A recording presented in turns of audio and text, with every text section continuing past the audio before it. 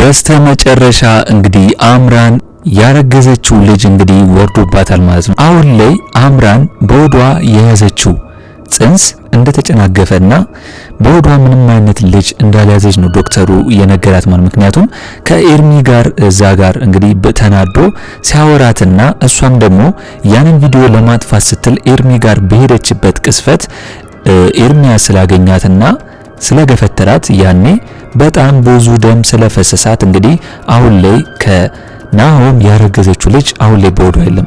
እንግዲህ ናሆሜ በዚህ ሳምንት ውስጥ እንግዲህ ከአምራን ጋር ጋብቻውን ሊያደርግ ስለሆነ ነው እንግዲህ አቶ ላይኩን ወደ ቤቱ እንግዲህ እራት ጋብዛት ብሎ የነገረው። ምክንያቱም ከአክስትየዋ ጋር ከአምራን አክስትየዋ ጋር ሊነጋገሩ ስለሆነ በጋብቻውና በሽምግልናው ዙሪያ እንዲጋብዛት ናሆሜን ነግሮት ነበር። ነገር ግን አሁን ላይ ናሆሜ ሲመጣ ደግሞ ኤርሚያስ እንግዲህ አምራን ጋር ገብቶ ነበር ማለት ነው። ኤርሚያስ አምራን ጋር ሄደው እንደተሻላትና አሁን ላይ ሰላም እንደሆነች ወይም ደግሞ ሊጠይቃት እንደመጣ ግልጽ ነው ማለት ነው። ነገር ግን አምራን እየፈራችሁ ደረሰ። ምክንያቱም ካሁን ናሆሜ እኔና አንተን አንድ ላይ ሆነን ካየን እንግዲህ ጥሩ አይመጣም ብላ ስለፈራች ኤርሚያስ ደግሞ አሁን ላይ ከአምራን ጋር ሆኖ ስለነበረ ናሆሜም እንግዲህ አምራንን ሊጠራት እየመጣ ነው። እንግዲህ በሚቀጥለው ክፍል ኤርሚያስ ይደበቃል ወይስ እንደባለፈው ወይስ እንግዲህ ናሆሜ አምራንና ኤርሚያስን አንድ ላይ ሊያቸው ይችላል ብላችሁ ታስባላችሁ? እስኪ ሁላችሁም በዚህ ጉዳይ ሐሳብ አስተያየታችሁን ኮሜንት ላይ አስቀምጡልኝ። እንግዲህ ኑሐሚን ክፍል 45 ቶሎ እንዲለቀቅ ሁላችሁም ኮሜንት ላይ ክፍል 45 ቶሎ ይለቀቅልን በማለት ይህንን ቪዲዮ ላይክ በማድረግ ጀምሩ። እንግዲህ አምራን ላይ የተፈጠረው ነገር በጣም ያሳዝናል። ምክንያቱም ኤርሚያስም አውቆ አይደለም እንደዚህ ያደረገው። ነገር ግን ጥፋተኛዋ ማነች? አምራን ነች። አምራን ያንን ቪዲዮ እንዲያጠፋላት ወይም ደግሞ ያንን ቪዲዮ እንግዲህ በራሷ መንገድ ለማጥፋት ስትሄድ ነው ኤርሚያስ ያንን ነገር የገፈተራት። ያ ባይሆን ኖሮ አሁን ላይ ልጇን አታጣውም ነበር። ነገር ግን እሷም ቢሆን ናሆምን ወዳው ሳይሆን ለብርና ለገንዘብ ብላን የቀረበችው። እናም ደግሞ አሁንም ቢሆን ናሆምን አግብታው ቶሎ እንግዲህ ለመፋታት ነው እሷ የምታስበው፣ ብሩን ሀብቱን ለመውረስ ማለት ነው። ነገር ግን አሁን ላይ አልተሳካላትም። ስለዚህ ኤርሚያስም እያላት ያለው ነገር ምንድነው? እሱ ባደረገው ነገር እንግዲህ አጋጣሚው ስለነበርና ተጸጽቶ ይቅርታ አድርግልኝ ብሏታል። ነገር ግን አሁንም ቢሆን አላማዋን ወደፊት እንጂ ወደ ኋላ እንዳታስብ ነው የነገራት። ምክንያቱም የአምራን አላማዋ ምንድነው? እዛ ቤት ገብታ ከናሆም ያለውን ብርና ሀብት ንብረቱን ለመውረስ ነው። ስለዚህ በሱ ጉዳይ ላይ ደግሞ እንግዲህ ኤርሚያስ መጠቀም ይፈልጋል ከአምራን ጋር ሆኖ ማለት ነው። ምክንያቱም ሀብት ንብረቱን ከሱ ከተካፈለች እሱ ደግሞ በአምራን ላይ የያዘባት ቪዲዮ ስላለ ያንን ቪዲዮ ደግሞ እሷን ለባልሽ ወይም ደግሞ ለናሆም አሳያለሁ እያለ እየነገራትም ነው። ሁለተኛም ነገር ደግሞ ሳውንድ ይዞባታል። ምክንያቱም ናሆምን እንደማትወደውና ለገንዘቡ እንደቀረበችው ኤርሚያስ ሲነግራት አዎ እያለች ስትነግረው እንግዲህ ሪካርድም ስላደረጋት ከበቂ በላይ ማስረጃ አለው ማለት ነው። ስለዚህ የሚፈልገውን ያህል ገንዘብ ከአምራን መቼም ቢሆን እንደሚቀበለትና እንደማይተዋት ነው የነገራት ማለት ነው። ስለዚህ አሁን ናሆሜ አምራን እንዳላረገዘች እንዳያውቅና የሕክምና ክትትል ደግሞ እናርግ ብሎ እንኳን ቢመጣ እንግዲህ ኤርሚያስ ደግሞ በዚህ ጉዳይ አምራንን ሊረዳት ነው ዶክተር በማዘጋጀት አሁን ላይ እርግዝናዋ ትክክለኛ እንደሆነና ምንም እንዳልሆነ እንዳልወረደ ጽንሱ ኤርሚያስ ደግሞ በዚህ ሁኔታ ውስጥ ሆኖ አምራንን ሊያግዛት እንደሆነ ቃል ገብቶላታል ማለት ነው። ነገር ግን አሁንም ቢሆን አምራን ኤርሚያስን እንደማያስፈልጋትና ጨካኝ ሰው እንደሆነ ነው እየተናገረችው ያለችው ማለት ነው። ምክንያቱም በሱ ምክንያት ነው ልጇ ጽንሷ የወረደው ማለት ነው። ስለዚህ መቼም ቢሆን እንደማትምረውና እንግዲህ እየፎከረችበት ነው። አንድ ቀን ኤርሚያስን የሆነ ነገር ለማድረግ ካሁን እንግዲህ እየፎከረችበት ነው የምትገኘው። ናሆሚ ደግሞ አሁን ላይ እንግዲህ አምራንን ምራት አርግቶ እዛ ቤት ሊያስገባት ትንሽ ጊዜ እንደቀረ ነው የነገራት። ምክንያቱም ሽምግልና እንግዲህ ለአምራን ሊላክ እንደሆነና በቅርቡ ደግሞ አምራን እዛ ቤት ምራት ሆና ልትገባ እንደሆነ ነው። እሷ ግን የጨነቃት ምንድነው? በሆዷ እንግዲህ እርግዝና ሁሉም ሰው ያውቃል፣ ቤተሰቦቹም ያውቃል። እነ ለኩንም እንግዲህ ወይዘሮ ዝናሽም የሚያስቡት ነገር ምንድነው? የልጅ ስለያዘች ብለው ነው እንግዲህ እሷን ማይገፏትና እዛ ቤትም እንድትገባ ሊያደርጓት የፈለጉት ማለት ነው። ነገር ግን አሁን ላይ አቶ ለኩን አምራን ያረገዘችው ልጅ እንደወረደና ምንም አይነት ልጅ በሆዷ እንዳልያዘች ከሰማ ለአምራን በጣም ከባድ ኬዝ ነው የሚሆነው። ናሆምም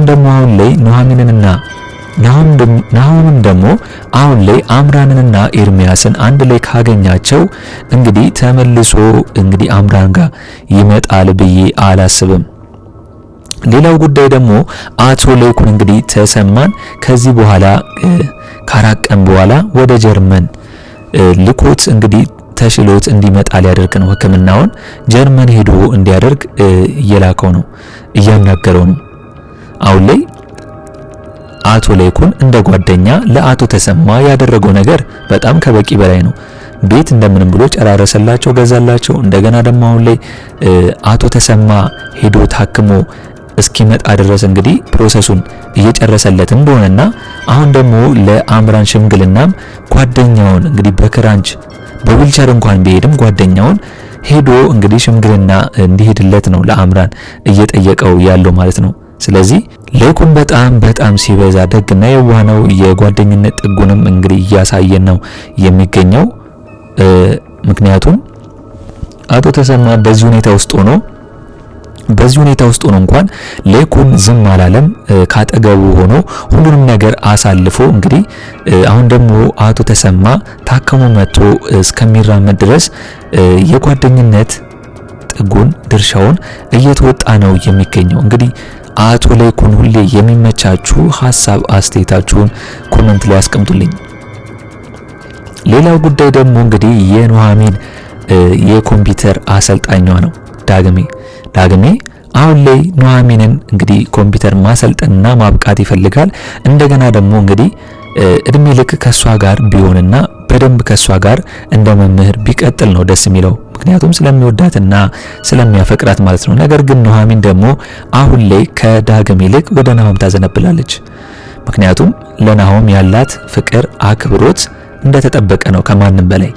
ናሆሜ ከአምራን ጋር ቢሆንም እንኳን አሁንም ቢሆን ኑሐሚን ግን ናሆምን ከሱ ጋር ለመሆንና እሱም ለኑሐሚን የሆነ ነገር እንዲኖረው ትፈልጋለች። እንግዲህ ለይኩንም ቢሆን እንደሚታወቀው አምራን ስላረገዘችለት ነው እንጂ ለናሆም መቼም ቢሆን ኑሐሚን ከናሆም ጋር እንዲሆን ነበር ፍላጎቱ። ነገር ግን አምራን ካረገዘች በኋላ ግን ምንም ነገር መቀየስ እንደማይቻልና ናሆም ደግሞ አምራንን እንደሚወዳት ልጁም በሆዷ ስለያዘች ነው እንግዲህ ምንም ያልተፈጠረው ወይም ደግሞ ከኑሐሚን ጋር ያላገናኘው ማለት ነው። ነገር ግን ኑሐሚን ደግሞ ታውቃለች አምራን መቼም ቢሆን ናሆምን እንደማትወደውና ለገንዘብ ለጥቅም ብላ አሁንም ቢሆን ናሆምን እንደምትቀርበው ታውቃለች። ይሄንን ነገር ደግሞ እንግዲህ ቀስ እያለ ራሱ እንዳይ ነው እንጂ እሷ ሄዳ ይሄንን ነገር አልነገረችውም። ከዚህ በፊት ያው ጫፉን ነግረው ነበር። ነገር ግን ናሆም በአምራን ፍቅር ስለታወረ ነው ይሄንን ነገር ያደረገው። እንግዲህ አምራን ኤርሚያስን ምንም ነገር አላደረገችውም። ትወደው ነበር፣ ታፈቅረው ነበር፣ ለሱ ብዙ መስዋዕትነት ትከፍልለት ነበር። ይሄ ነገሩ ያሳዝናል። ምክንያቱም ለሱ ስትል ነው እንግዲህ ከናሆም ጋር ሆና የናሆምን ብር እያመጣች ለኤርሚያስ እየሰጠችው የነበረችው። ምክንያቱም ስለምታፈቅረውና ስለምትወደው ከኑሐሚን ጋር ግንኙነት እንዳለው ካወቀች በኋላ ነው እንጂ አምራን ከኤርሚያስ ጋር መቼም ቢሆን መሆን የማትፈልገው ድሮ ኑሐሚን በማትኖርበት ሰዓት አምራን ትክክለኛ የኤርሚያስ ጓደኛ ነበረች። ኤርሚያስ ባይወዳትም ባያፈቅራትም ነገር ግን አምራን ከኤርሚያስ ፍቅር ጠበብላና ለሱ ብዙ መስዋዕትነትን ከፍላ ነው። አሁን ላይ የምታሳዝነው ይሄ ነው። እንግዲህ ኤርሚያስ ደግሞ ይህንን ነገር ተጠቅሞ እሷን ተጠቅሞባታል። በቀል ነው እሱ እየተበቀላት ያለው። ከእጁም እንዳትወጣ ነው የሚፈልገው። ምክንያቱም ያሰቡት ወይም ደግሞ ከናሆምን ገንዘብ እንድታመጣና እንዲካፈሉ እሱን ኢላማ ያደረጉት አንድ ላይ ስለሆነ መቼም ቢሆን እንግዲህ አምራን ብቻዋን እንዳትበላና ገንዘቡን ለራሷ ብቻ እንዳታደርግ ኤርሚያስ መቼም ቢሆን በዚህ ምክንያት አይፈልግም ማለት ነው። ሌላው ጉዳይ ደግሞ የሚሆነው አሁን ላይ እንግዲህ ወይዘሮ ዝናሽ ሲምባን እንዲወጣ እየጠየቀችው ነው።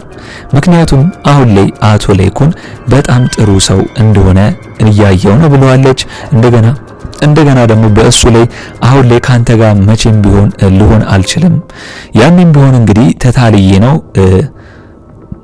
የመጣሁትና ካንተ ጋር የሆንኩት ለዛም ነው ዳግምን ማስታወስ የማልፈልገው ወይም ደግሞ እሱን ሳየው የሚያስታውሰኝ ነገር ቢሆን መታለሌ ነው ያንን ነገር መጥፎ ነገር መስራት ነው። ስለዚህ ሁለታችሁም ከዚህ ቤት ወጣችሁ ተከራዩ፣ እኔ ብር ልሰጣችኋለሁ የምትከራዩበትን ብላ ሲምባን እየለመነችው ነው። ነገር ግን የዳግም አባት እንግዲህ ሲምባ ምንም ወይዘሮ ዝናሽን ሊቀበላት አልቻለም። ካልሆነ እንግዲህ እውነቱን አውጥቼ ነው እዚህ ቤት ድብልቅልቁን ማወጣው እያለ ነው። ምክንያቱም እንግዲህ እንደሚታወቀው ዳግምን ከወለደች በኋላ ጥላበት እንደመጣች ግልጽ ነው። እሱ ደግሞ ያፈቅራት ነበር፣ ይወዳት ነበር። ስለዚህ አሁን ደግሞ ያ ፍቅሩ ያ መውደዱ እሱ ላይ ስላልወጣለትና ያንንም ቢሆን እንግዲህ ከሌኩን ጋር ያለች እሱ ጋር ስለመጣች አሁን ላይም ቢሆን ከሷ ጋር ጊዜ ማሳለፍና እሷን መቼም ቢሆን ማጣት ነው አልፈልግም እያለ የሚገኘው። ነገር ግን ወይዘሮ ዝናሽ ደግሞ አሁን ላይ ትዳሯ እየሰመረላት ስለሆነና ከዚህ ሀብት ላይ ወይም ደግሞ ከዚህ ማማ ላይ እንዳይወርዳት እንዳይፈጠፍጣት ትፈራለች። ሲምባ እውነቱን ከተናገረ ዳግም የሷ ልጅ መሆኑና እስከዛሬ ድረስ ለይኩንን እየዋሸችው እየኖረች እንደሆነ ከተናገረ እንግዲህ ለይኩን መቼም ቢሆን ወይዘሮ ዝናሽን ይቅር እንደማይላትና አውጥቶ እንግዲህ ጎዳና ላይ እንደሚጥላት ግልጽ ነው ማለት ነው። ለዛም ነው እንግዲህ ወይዘሮ ዝናሽ ሲምባን እንግዲህ ወይም ደግሞ የዳግምን አባት እየለመነችውና እየተማጸነችው የምትገኘው ማለት ነው። እንግዲህ ናሆሜ በዳግም መምጣት ዝም ቢልም ወይም ደግሞ ወይዘሮ ዝናሽ ለዳግም የነገረችው ዳግም የጓደኛ ልጅ ነው የሚል ነገር አሳማኝ ባይሆንም ዳግምን ተቀብሎት ነበር። ነገር ግን የአባትየው መምጣት ደግሞ ረፍት ነስቶታል። እሱ ብቻ ሳይሆን ስነ ምግባር ስለሌለው አባትየው በጣም ከባድ ስለሆነ ከእስር ቤት ስለወጣ ሲጋራ ሲያጨስ እያየውም ስለነበር ያ ነገር ደግሞ እዛ ቤት ሌላ ነገር ሊፈጠር ይችላል ብሎ ስለሰጋ ነው ናሆሜ አባትን ይዘ ለምን አትከራይም እያለው የሚገኘው ማለት ነው ዳግምን። ዳግም ደግሞ እንግዲህ በአባቱ ሲመጡበት ይናደዳል። ምክንያቱም አባቱ ብቻውን ከወይዘሮ ዝናሽ ውጪ እያሳደገው ለዚህ እንዳደረሰው ይታወቃል። እንደገና ደግሞ ወይዘሮ ዝናሽ እናቱ መሆኑንም ናሆሜ ስለማያውቅ ናሆሜ ወንድሙ ዳግም መሆኑንም ስለማያውቅ እንግዲህ ለዛ ነው ሲናገረው ዳግሜ ዝም የሚለው ማለት ነው። ነገር ግን አንድ ነገር ነግሩታል።